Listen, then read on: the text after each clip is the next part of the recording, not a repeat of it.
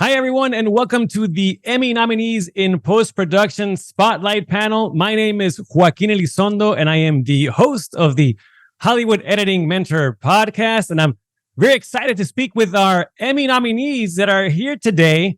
Let's meet our panelists. Please join me in welcoming them.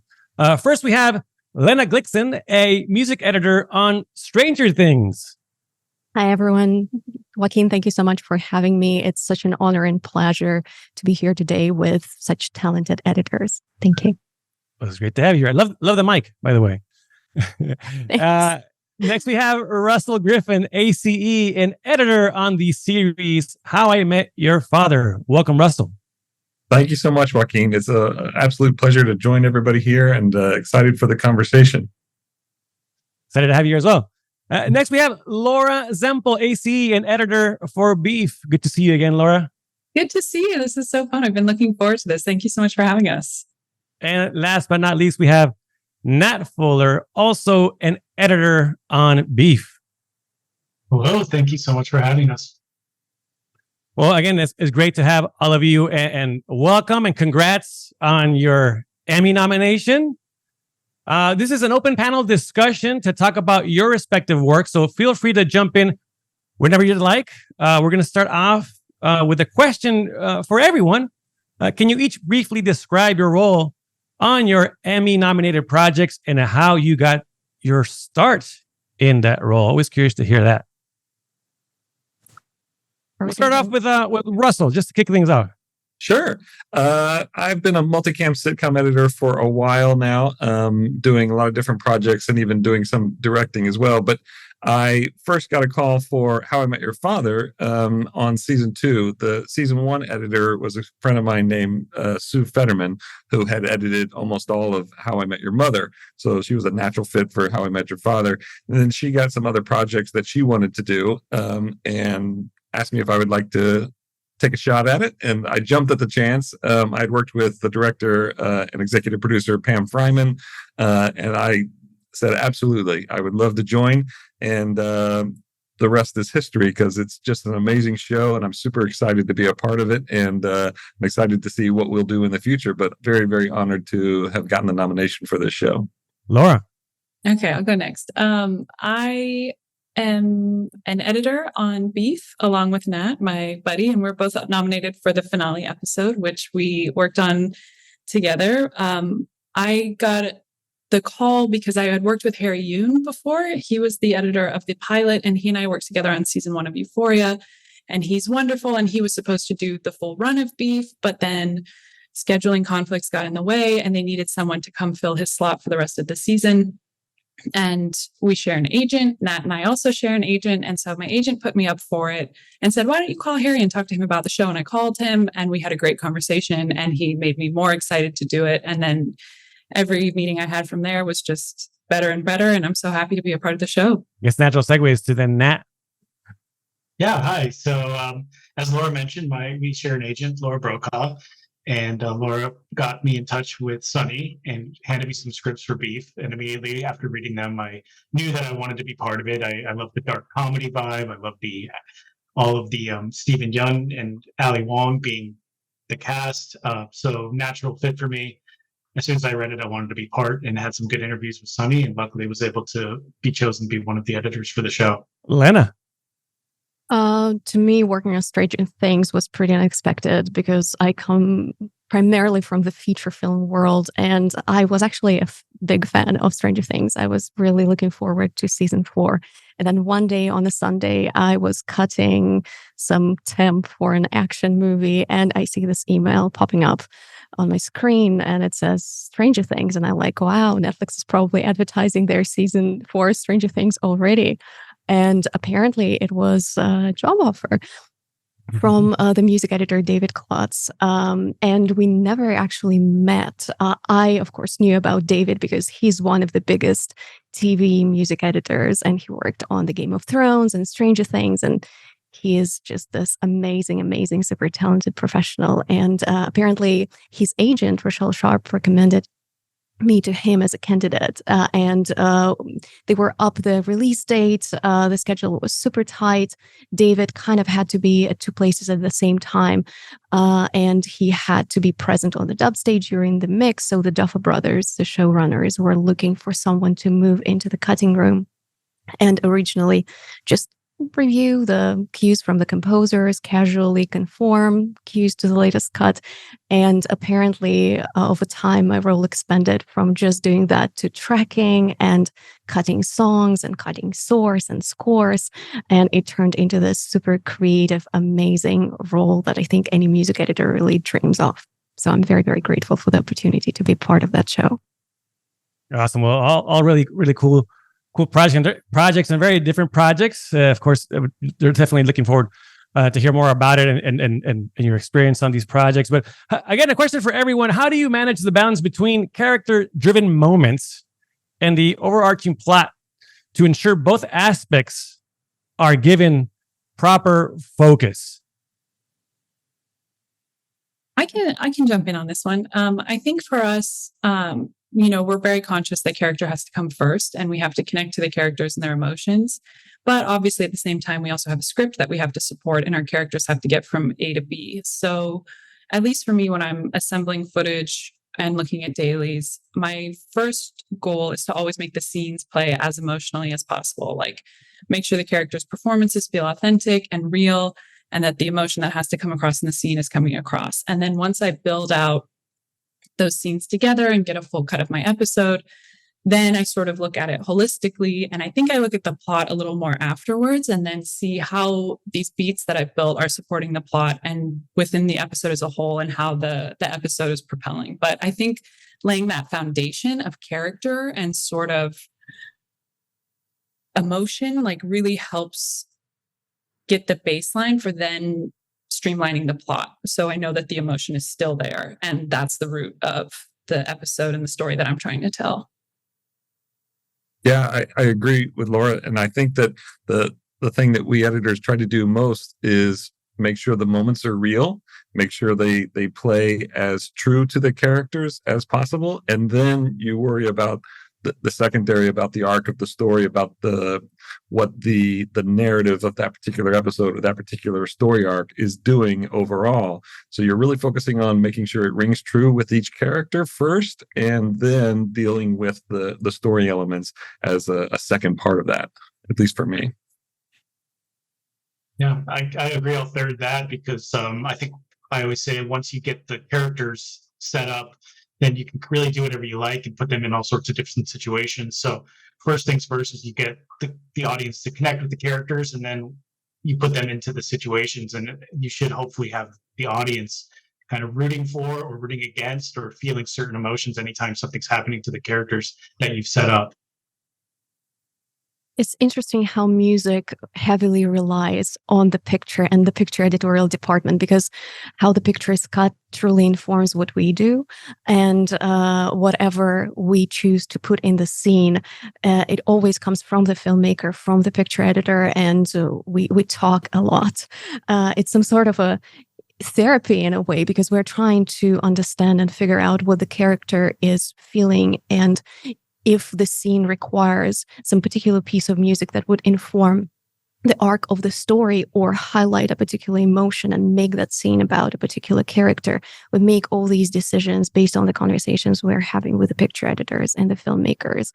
And with music, it's interesting because we have particular tools in our toolbox, particular devices in every single TV show or feature film. And those things are very special for every single character. It can be a theme, character's theme, or it can be a song. For instance, in Stranger Things, we have this song by Kate Bush, Running Up the Hill, which becomes associated with a certain character, but also it serves as this structural glue in the entire season where it connects different episodes, different places, and it's very interesting to kind of build this particular language within certain TV series or a feature film, where you pick and choose what elements you're going to be using, or maybe it's a certain texture or a particular instrument that informs the story and connects sometimes to a certain character or sometimes to a certain part of the story.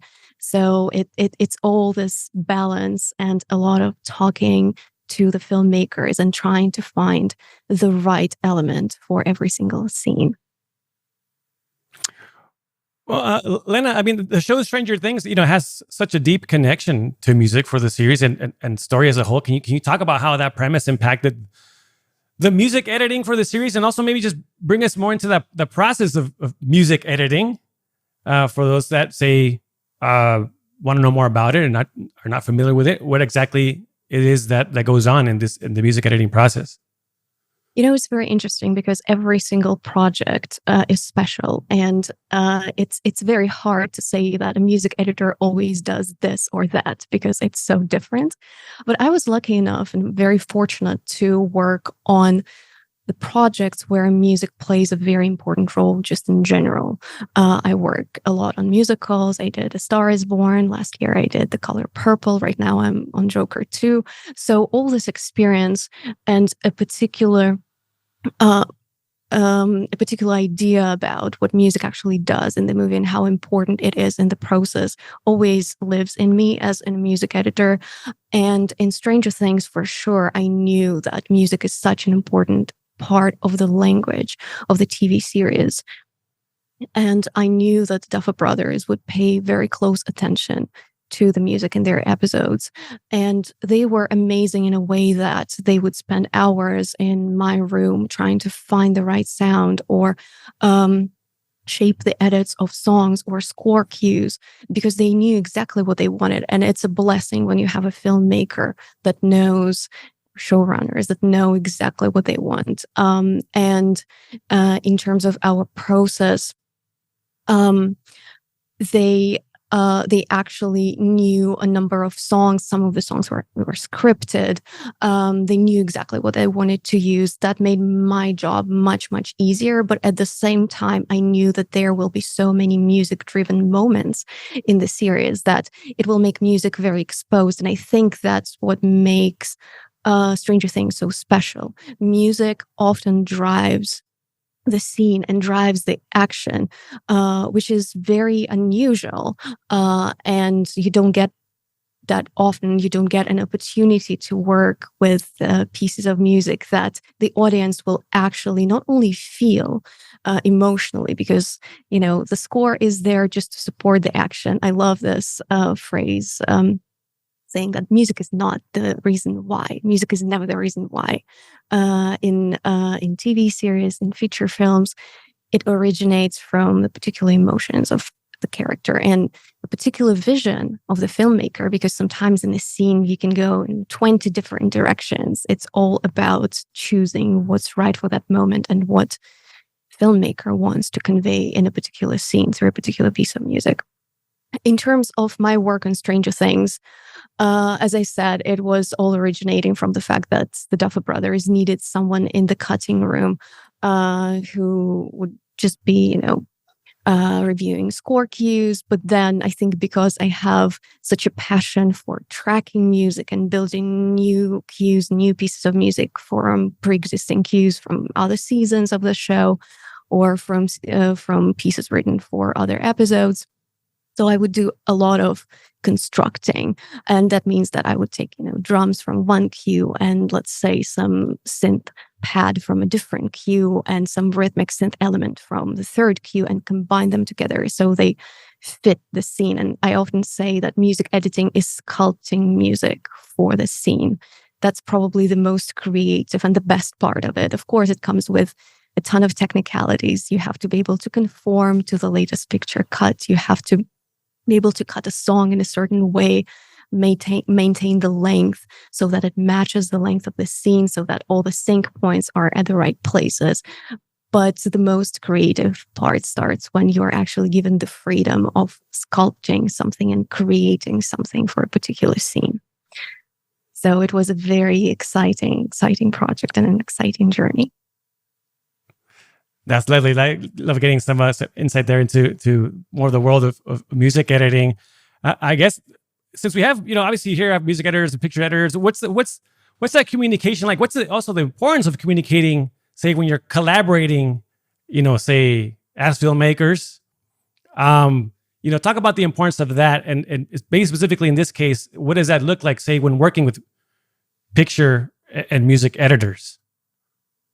Yeah, I'll jump in just because as a multi-camera sitcom editor, I don't get a chance to work a lot with music editors, but especially on How I Met Your Father and some other shows where we do lean more into single camera and we do lean more into the music editing. It's been an absolute pleasure to be able to weave some of that stuff, exactly what Lehnah was talking about, which is the emotion and having that music support the characters and the narrative. As an editor, it's such a dream because anything that heightens that emotion, heightens that viewer experience is great. So whenever you get a chance to be able to weave that music in there, whether it's even just stings, but also throughout that support the emotion of whatever character is happening, what's going on in the narrative, it's really a lot of fun, and it makes just the whole show that much better. Yeah, on Beef, we worked really closely with Bobby Krillick, our composer. He sent us a batch of music before we started, which was wonderful. So we already had some of his cues in the Avid to temp with. So we were building scenes with his music. It's kind of like what Lehnah was talking about. It's nice when both inform each other, when picture informs music and music can also inform picture. And so that was wonderful. And then as we went on, we worked with Bobby very closely. He came to the cutting rooms. We would do Zoom reviews with him once, sometimes twice a week, just to really hone in on the tone of the show, because Sunny, our showrunner, was really wanting to push this sort of 90s feel and try something new and something more percussive. And, we knew that music would play a huge part in the show, from the needle drops to the score, and finding a way that it all felt cohesive was a huge, huge conversation in editorial, like the whole process, like beginning to end. Yeah, and we enjoy working with music editors, specifically when you can kind of get on the phone with them and ask them, hey, like, I'm going to give you a piece, and like, can you just kind of make it have this rise here, have it come down here? So a lot of the times it's, they're getting in and doing the fine tuning work that maybe you can't do in Avid, or you don't have time to do, or you just don't have the musical ear for. And I remember in Beef, in episode 3, we used the music editor extensively to build the track where Stephen is crying in church. That was given to the music editor, and he created, like, I gave him the cut, and then he also came in and smoothed it out so that we can have the timing of the song right, because if it's too long, then you overstay your welcome. If it's too short, then you leave people wanting more. So they were able to find that perfect balance and make the edits work seamlessly so that the audience didn't even know that there were music edits happening there. I love collaborating with picture editors. I was very lucky on Stranger Things. Our picture editorial team was just amazing. And I think for music editor, the picture editor is actually the biggest ally, because the connection that the picture editor has with the showrunners or the filmmaker is incredible. And I think no one else understands the filmmaker as well as the picture editor does. And it's extremely important to communicate for a music editor with a picture editor, because you can get so much insight and just input and so many comments that are incredibly useful and can inform heavily what we do. So establishing that communication is just crucial for us. Yeah, and also just talking about working with great filmmakers like our showrunners, Isaac Apteker and Elizabeth Berger, they really understand when a moment isn't necessarily needed. Like, we have this whole great ending of an episode, but it was just taking too long, and Isaac just said, the scene's over here. Like, let's move. Let's put a music that gives you the emotion. Let's get through the rest of this scene through a little bit of a montage, and then we're done. And it just changed the entire ending of the episode. It was like, this is how it should be. And it was really that addition to the music. And it was because they knew that this didn't necessarily have to have all this dialogue and all this exposition, and didn't have to wrap anything up. People understood where they were. And those kind of filmmakers understand the power of the music that you can put in there. Yeah, I mean, communication is key, and it's lovely when you can bring, especially the sound and music early on in the process. Say the composer or music editor, early on, kind of have those discussions. It's great. So a question for all of you, what is one of your favorite moments or sequences in your recent work that you were excited for audiences to see? Give it off a Nat. Well, one of the scene I just mentioned actually was probably one of my favorites was the church scene in Beef where Danny begins to cry after being emotionally stirred. Since I already talked about that, another one I really was interested in people seeing was in episode 9 when Danny says goodbye to his brother, Paul. I thought that was a really well-performed scene from both of the actors. And I was just really excited for people to see that and kind of have that moment of introspection from Danny after all the events of episode 9, kind of the crazy zany things hitting the fan, and then all of a sudden we have this moment where the two brothers are having a real genuine connection. I thought that was really something I was looking forward to people seeing. Yeah, so Nat gave a sentimental answer. Mine is really the top of the finale for Beef. It's such a strange way to start an episode, and originally I wasn't supposed to start assembling that episode. It was supposed to go to one of our other editors, Jordan Kim, but he had to leave to go into another project. So I got a call from our post producer who said, "Hey, are you cool cutting the finale?" And I said, "Well, what happens? I haven't gotten the script yet. What happens in it?" And he said, "Well, I haven't gotten a script yet, but all I know is it starts with two crows talking to each other." And I remember thinking, I want that episode. Yes, give it to me. And so I was so excited to get those dailies because it had been teased for me for a long time. And they had actual crows. They're cravens, technically, like half crows, half ravens, I guess. And they sat on the branches and their trainers, made them speak. And so we treated it like a real scene. I actually had 2 actors as crows squawking at each other and looking around. And it was such a challenge and it was so much fun. Like, as soon as I had an assembly of that scene, I called all of our post team in to come watch it in my room. And it was just such a fun way to start that episode. And I felt like it gave us such freedom to experiment. And so that was really a highlight for me. I'll say that the thing that I'm most excited about is the season 2 finale. And it really was a really special scene in terms of very romantic between Hilary Duff and Chris Lowell, 2 of our great actors who were outside on the Paramount backlot, rain, storm, hurricane, people coming together to share a kiss. It was one of those special, like real swept up emotion of romance. And I was excited for people to finally see that. And then the other kind of special moment was when we finally had in our mid-season finale, which is the episode that I submitted for this Emmys, is that it is the kind of flashback to the How I Met Your Mother universe where we have Barney Stinson, Neil Patrick Harris come back and replay his role within our universe. So those were 2 very fun scenes to get to share with the audience. I want to shout out to my colleague David Klotz for the Master of Puppets in episode 9 of Stranger Things season 4. I think it's such a powerful music moment in the series, and it's such a climatic scene for the character. It's dramatic, and it's a very interesting music choice just for the series in general. And it's a live performance, so David had to assemble the music for the scene. He had to cut a lot. He had to line it up with a picture, and we have close-ups of the hands of our main character playing guitar, shredding on it, and it's just an incredible moment. And I think one of my favorite moments in episode 9, something that I cut, was this climatic scene of our main characters fighting against Vecna, and it's a remix of the Kate Bush song.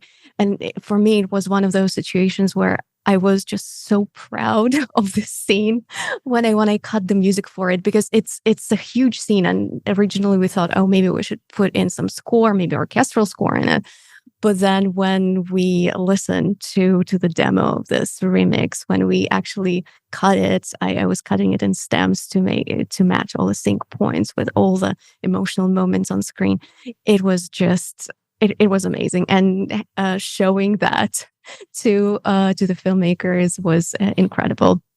And I really hope that the audience likes it, because it's probably the biggest moment for the song Running Up That Hill to shine, but to shine in a very new, unexpected way with all the heavy drums. And all the build-ups, trailer-like even arrangement of the song, which was just incredible. It was so great to hear about all those wonderful moments from you. I'm going to direct this question to Laura. How do you think editing plays a role in developing the tone and rhythm of a project, especially on something like Beef? Yeah, I mean, it was a real challenge because the episodes are all very different, and the evolution of the show as a whole is so strange, and it goes so many different places. And so, we had to be very nimble, and we had to really let the footage and the performances and the scripts kind of inform how we cut these episodes.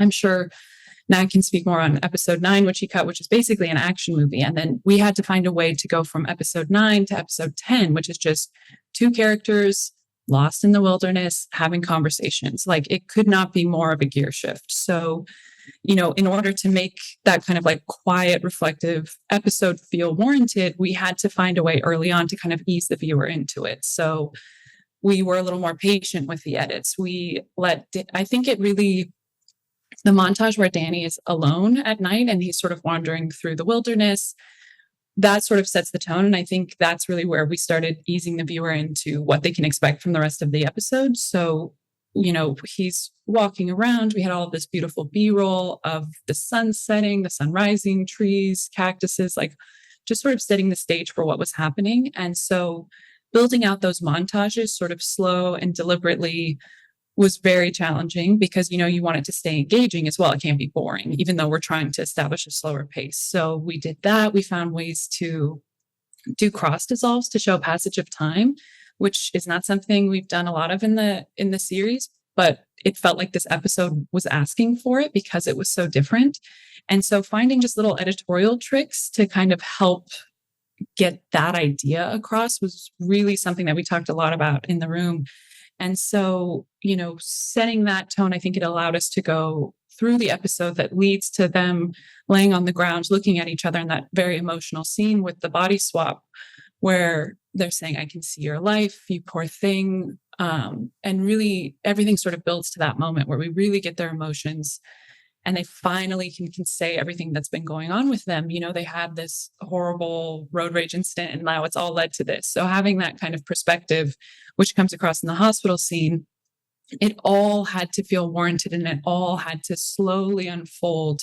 And we just had to be so conscious of when we were letting the characters be vulnerable, because in addition to all of that, they're also tripping on berries or whatever they ate. So there's sort of a hallucinatory aspect to the episode as well. So it was really challenging, but I think, we worked really closely, Nat and I hope it came across well. I think it did. So, it was fun. It was a really fun challenge, especially just with the way the series evolved that we got to land it there. So yeah, it was a blast.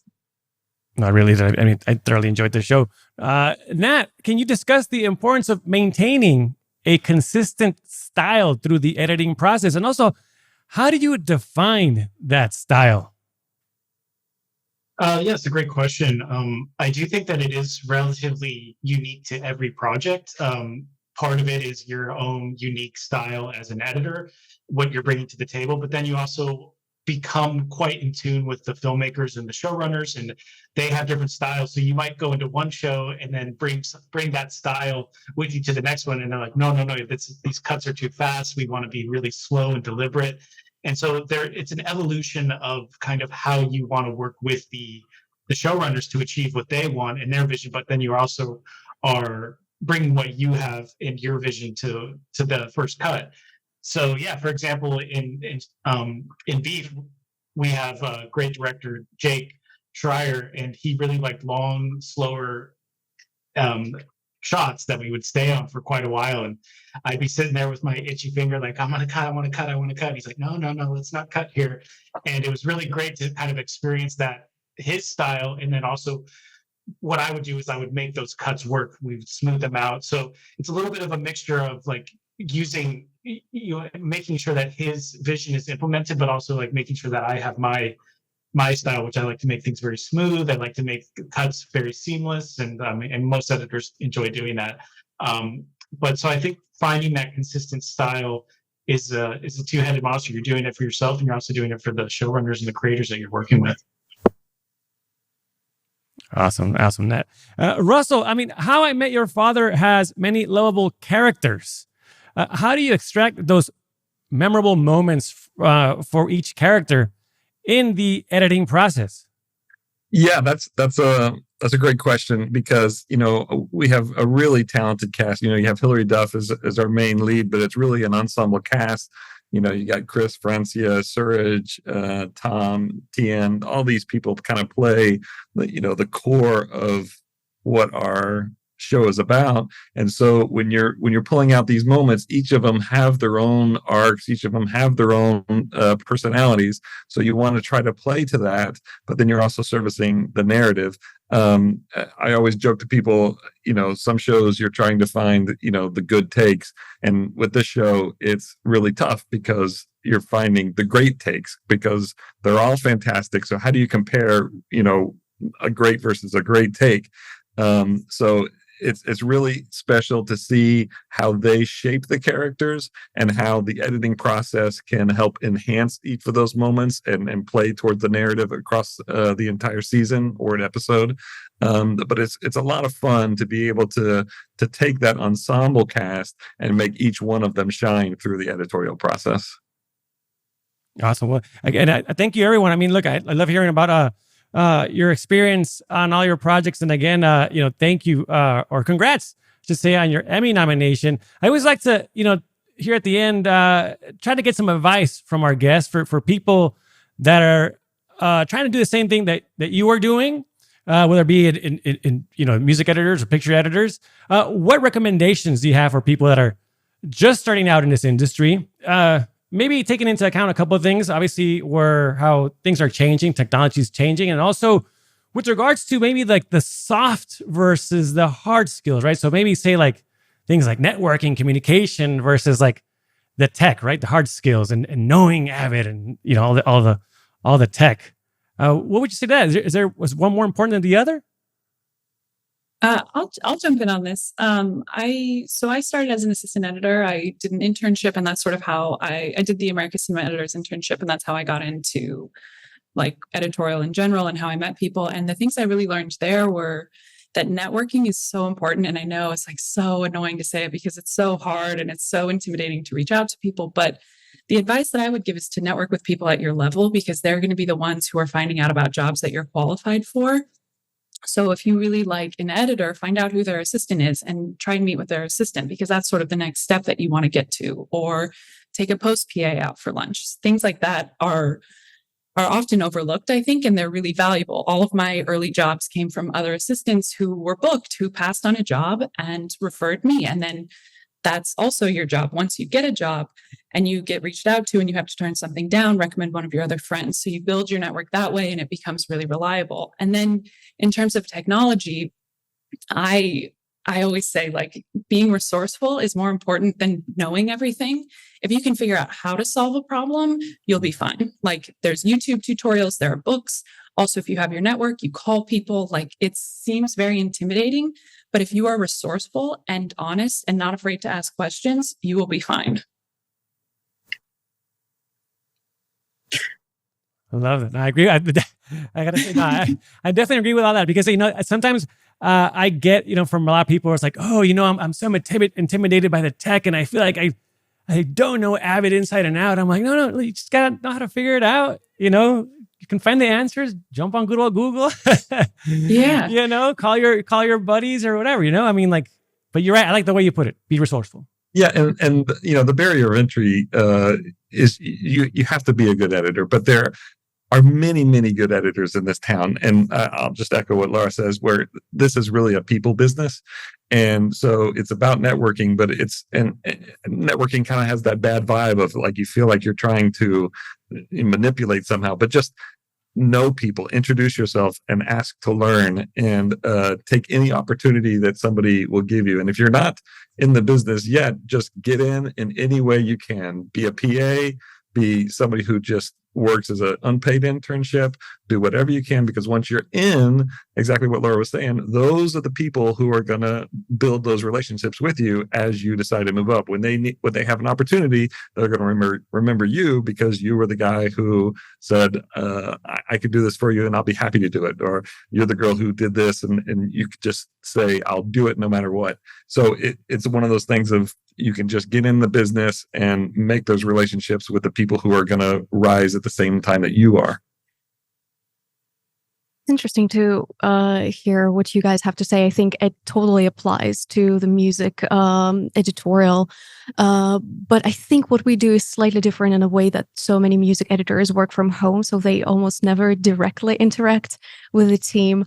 And it's hard to find gigs, and many people who want to become film composers then, kind of choose a slightly different direction, or maybe they think music editing is easier and they decide to do that, or maybe they think that they're more suitable, which I guess happened in my case. I felt like I will probably be a good music editor, or I really love doing it and I was passionate about it.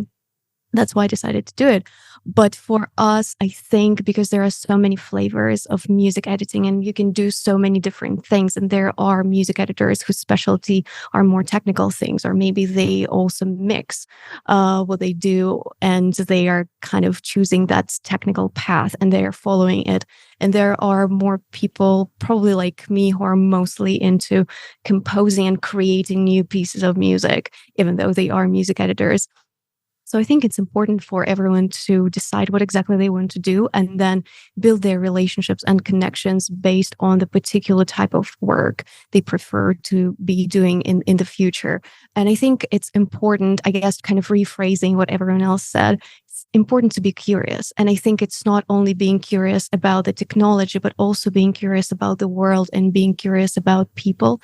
Because a lot of what we do is about empathy and understanding other people's emotions and being able to relate to them. And if you are a music editor or a composer, finding the music tools that can relay the same emotion or a different shade of the same emotion to the audience, and just never stop learning, never stop developing as a human being. And yeah, just be curious and be great and be interested in people and love what you do.